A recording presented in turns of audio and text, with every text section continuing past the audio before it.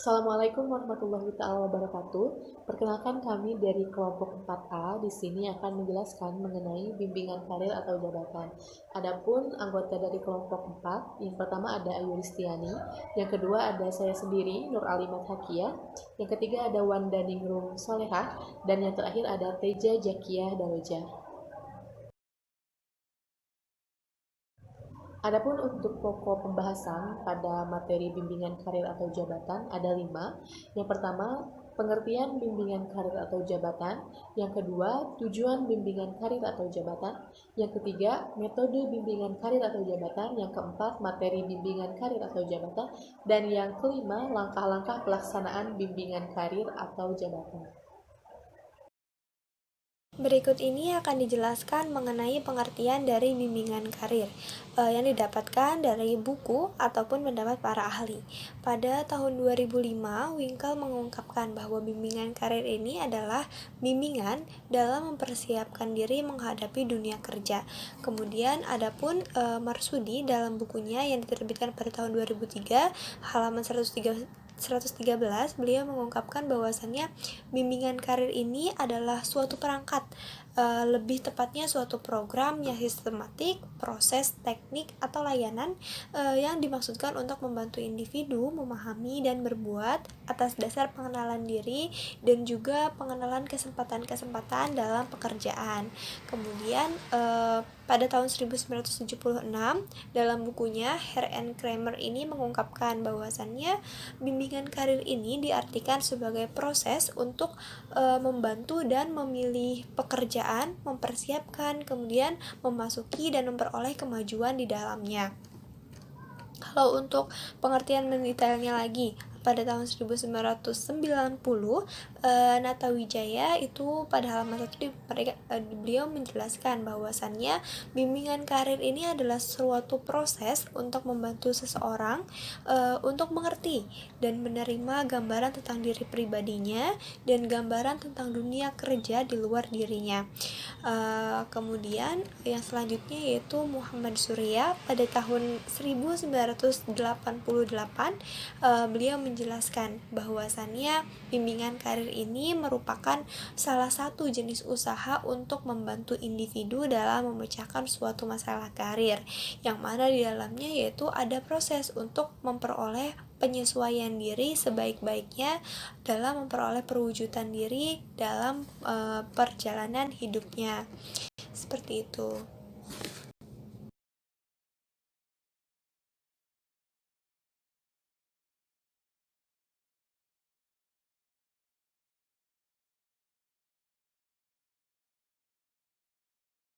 Nah, yang kedua di sini ada tujuan bimbingan karir atau jabatan.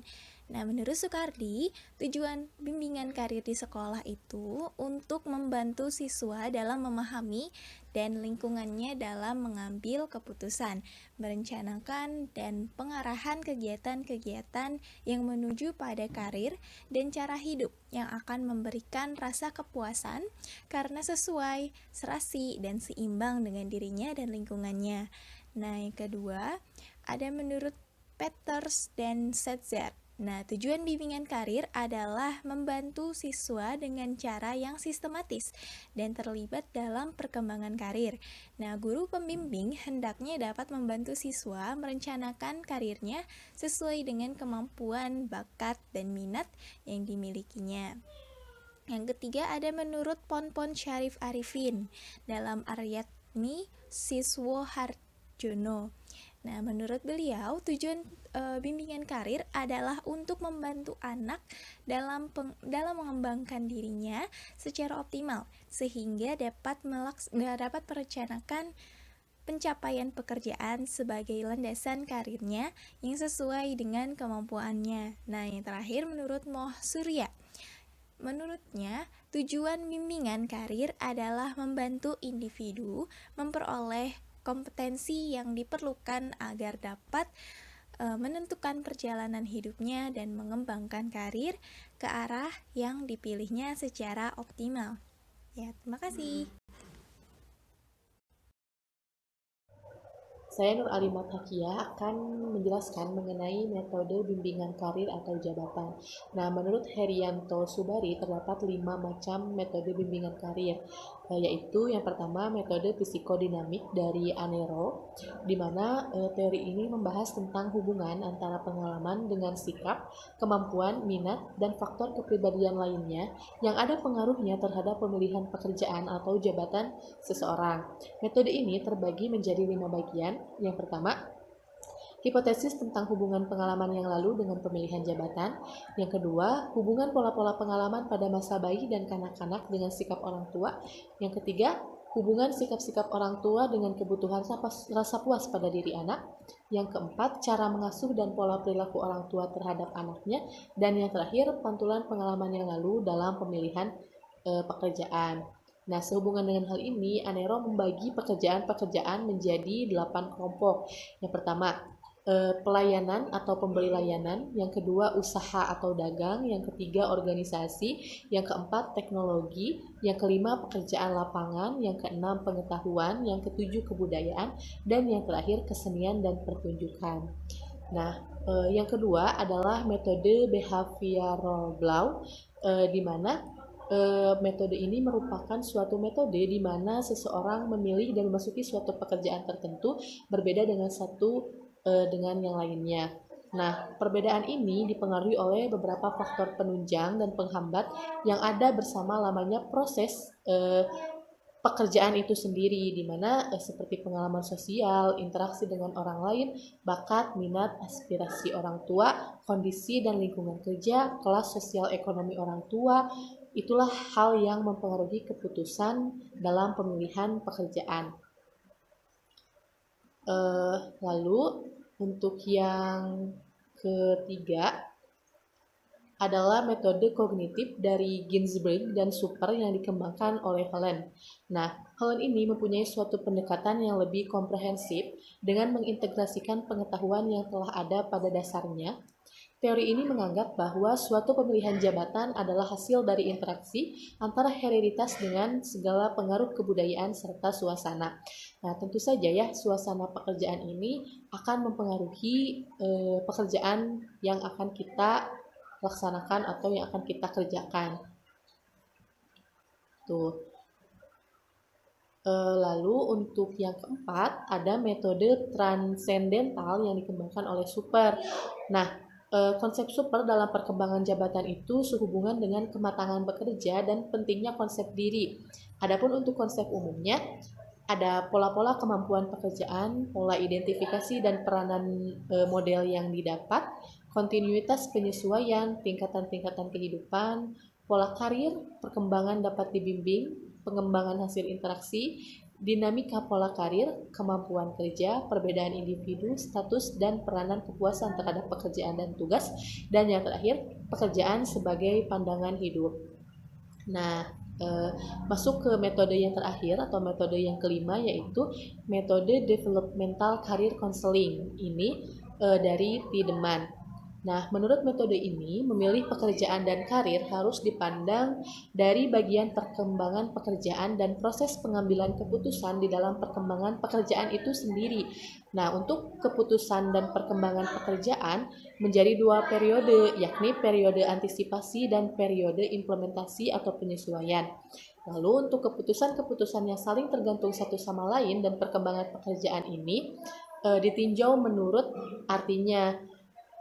Jadi pilihan, pemasukan, dan kemajuan yang dicapai dalam proses pendidikan dan pekerjaan yang ditempuh. Lalu ada pentingnya sebuah penelitian di dalam segi pengalaman atau perkembangan kerja, macam atau jenis kedudukan yang dipilih, klasifikasi kerja, dan sebagian dari penelitian atas minat perlu dikaitkan dengan jenis kedudukan kerja yang akan dipilih. Mungkin sekian materi yang dapat saya sampaikan. Terima kasih atas perhatiannya. Dilanjutkan ke materi selanjutnya. Ya, bismillahirrahmanirrahim. Perkenalkan, saya Wandani Grum Solehah. Kali ini saya akan menjelaskan mengenai materi bimbingan jabatan atau karir.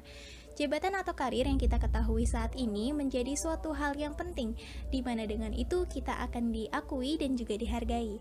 Namun, penghargaan manusia tersebut tidak luput dari pandangan mengenai profesionalis dalam menjalankan karir atau jabatan tersebut. Nah, untuk mewujudkan hal itu, layanan bimbingan dan konseling merupakan kegiatan yang terencana berdasarkan pengukuran kebutuhan atau need assessment yang diwujudkan dalam bentuk program bimbingan dan konseling. Sedangkan bimbingan karir atau jabatan adalah suatu proses bantuan, layanan, dan pendekatan terhadap individu seperti siswa atau remaja, di mana agar individu tersebut dapat mengenal dirinya dan memahami dirinya, serta mengenal dunia kerja, merencanakan masa depan dengan bentuk kehidupan yang diharapkan. Nah, untuk menentukan pilihan dan mengambil suatu keputusan, bahwa keputusan tersebut adalah yang paling tepat sesuai dengan keadaan dirinya yang dihubungkan dengan persyaratan-persyaratan dan tuntutan pekerjaan atau karir yang dipilihnya. Nah, selanjutnya, program bimbingan dan konseling disusun berdasarkan struktur program bimbingan dan konseling. Nah, di mana di dalamnya terdapat satu, program bimbingan karir dan konseling ini mencakup informasi tentang dunia kerja, hubungan industrial, dan layanan perkembangan belajar. Yang kedua, substansi informasi dunia kerja, meliputi antara lain lapangan kerja, jenis dan persyaratan jabatan, prospek dunia kerja, dan juga budaya kerja. Yang ketiga, ada substansi hubungan industrial. Nah, di mana meliputi hubungan kerja, sarana hubungan industrial, dan masalah khusus ketenaga kerjaan. Yang keempat, ada substansi layanan perkembangan belajar yang meliputi antara lain kesulitan belajar, minat dan bakat, masalah sosial, dan juga masalah pribadi. Nah, selanjutnya ada tahap-tahap perkembangan karir. Nah, dibagi menjadi 3 tahap. Yang pertama itu ada tahap fantasi di usia 0 sampai 11 tahun atau masa sekolah dasar. Di mana pada tahap ini, anak-anak sering menyebutkan cita-cita mereka kelak kalau sudah jadi besar. Mereka senang bermain peran sesuai dengan peran-peran yang mereka lihat di lingkungan mereka. Nah, jabatan atau pekerjaan yang mereka inginkan di usia ini masih sangat dipengaruhi oleh lingkungan. Oleh karena itu, tidak mengherankan jika pekerjaan atau jabatan yang mereka sebutkan masih jauh dari pertimbangan rasional maupun moral. Kemudian yang kedua ada tahap tentatif di umur 12 sampai 18 tahun atau di masa sekolah menengah. Kemudian di mana pada tahap ini dibagi lagi menjadi 4 tahap. Yang pertama ada tahap minat, yang kedua ada kapasitas, ketiga nilai, dan 4 ada transisi. Pada tahap ini, anak mulai menyadari bahwa mereka ini memiliki minat dan kemampuan yang berbeda satu sama lain. Mereka mulai sadar bahwa kemampuan mereka ini berbeda antara satu dengan yang lainnya. Ada yang mampu di bidang matematika, ada yang mampu di bidang bahasa, dan juga ada yang mampu di bidang olahraga. Kemudian masih banyak lagi. Yang ketiga ada tahap realistis di umur 19 sampai 25 tahun atau masa perguruan tinggi. Pada tahap ini mereka memasuki tahap realistis. Mereka sudah mengenal secara baik minat-minat, kemampuan, dan nilai-nilai yang ingin dikejar.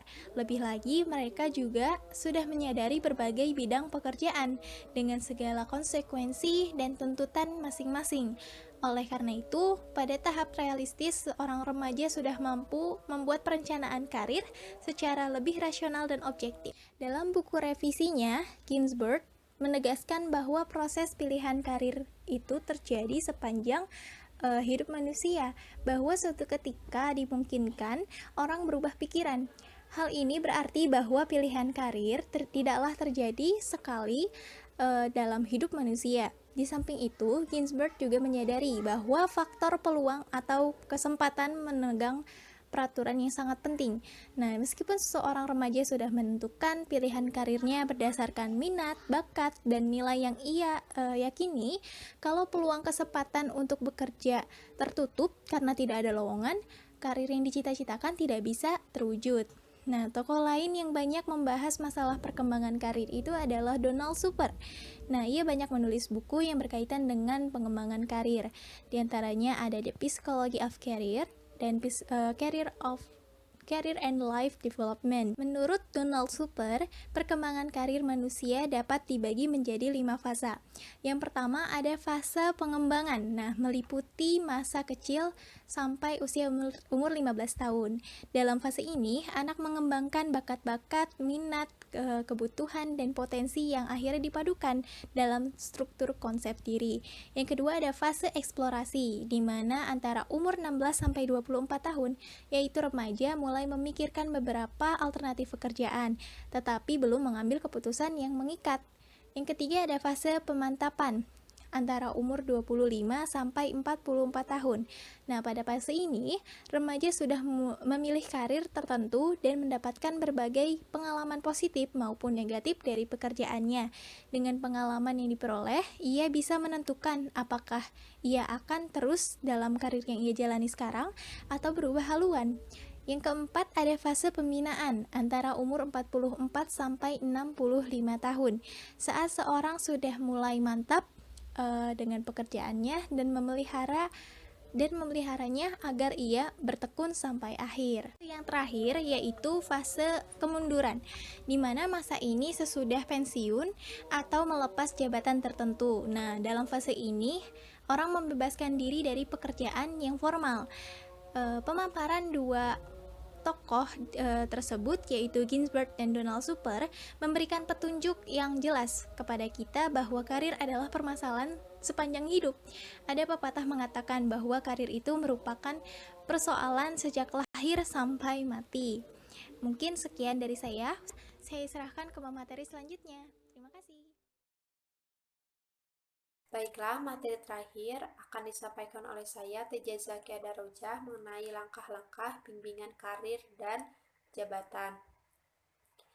Cara pelaksanaan bimbingan karir dan jabatan di sekolah ditempuh melalui dua pendekatan.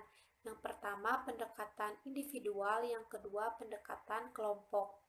Untuk pendekatan individual yaitu dengan cara penyuluhan karir. Penyuluhan karir ini dibagi menjadi dua cara. Yang pertama, konseling mengenai kesulitan, pemecahan kesulitan dengan tujuan mengatasi masalah yang dihadapi siswa, dan yang kedua mengenai bantuan perorangan agar masing-masing siswa dapat memahami dirinya, memahami dunia kerja, dan mengadakan penyesuaian antara dirinya dengan dunia kerja. Pendekatan yang kedua yaitu pendekatan kelompok. Pendekatan kelompok dilakukan dengan 5 cara. Yang pertama yaitu paket belajar. Paket belajar ini dibagi menjadi 5 paket. Paket pertama yaitu mengenai pemahaman diri, yang dimaksudkan untuk membantu siswa agar dapat mengetahui dan memahami siapa sebenarnya dirinya, sehingga dapat diketahui mengenai potensi, kemampuan, minat, bakat, dan cita-citanya. Paket yang kedua yaitu mengenai nilai-nilai. Siswa diharapkan dapat mengetahui dan memahami nilai-nilai yang ada dalam dirinya dan yang ada dalam masyarakat. Paket yang ketiga yaitu berkaitan dengan pemahaman lingkungan. Siswa diharapkan dapat mengetahui dan memahami keadaan lingkungan. Setelah memahami keadaan lingkungan tersebut, diharapkan siswa dapat mengambil pilihan yang tepat tentang lingkungan kerjanya nanti. Yang paket yang keempat yaitu berhubungan dengan hambatan dan cara mengatasi hambatan tersebut. Siswa diharapkan mengetahui dan memahami hambatan-hambatan apa saja yang akan ia tempuh dalam rangka mencapai tujuannya, yaitu karir yang cocok. Dan setelah mengetahui hambatan tersebut, maka akan dicoba untuk mencari solusi mengenai pemecahan atas hambatan yang ada. Paket yang terakhir yaitu berkaitan dengan perencanaan masa depan, yaitu perencanaan masa depan siswa tersebut. Nah, untuk cara yang kedua yaitu pengajaran unit, yakni setiap bidang studi memiliki suatu pokok bahasan yang berkaitan dengan suatu pekerjaan selama proses pembelajaran. Maksudnya, jadi setiap guru atau pembimbing diharapkan memberikan suatu informasi mengenai pekerjaan selama proses pembelajaran tersebut. Yang ketiga yaitu papan buletin, yakni melalui papan buletin petugas BK atau guru memasang informasi. Nah, informasi ini berkaitan tentang berbagai jenis pekerjaan. Lalu bahannya ini diambil dan digunting, setelah itu ditempelkan di papan buletin. Yang keempat yaitu hari karir, yakni kegiatan untuk mengisi hari-hari tertentu yang diisi dengan ceramah dari narasumber tentang suatu pekerjaan. Nah, melalui kegiatan ini diharapkan siswa dapat memperoleh informasi yang lebih mengenai permasalahan karir dan memperoleh pemahaman tentang dirinya sendiri. Contoh kegiatan ini yaitu diskusi, demonstrasi, pemutaran film, dan lain-lain. Nah, untuk cara yang terakhir yaitu karya wisata, yakni siswa diajak untuk berkunjung ke tempat suatu pekerjaan untuk melihat dari dekat bagaimana suatu pekerjaan tersebut. Sekian dari saya. Saya serahkan kembali kepada moderator. Terima kasih.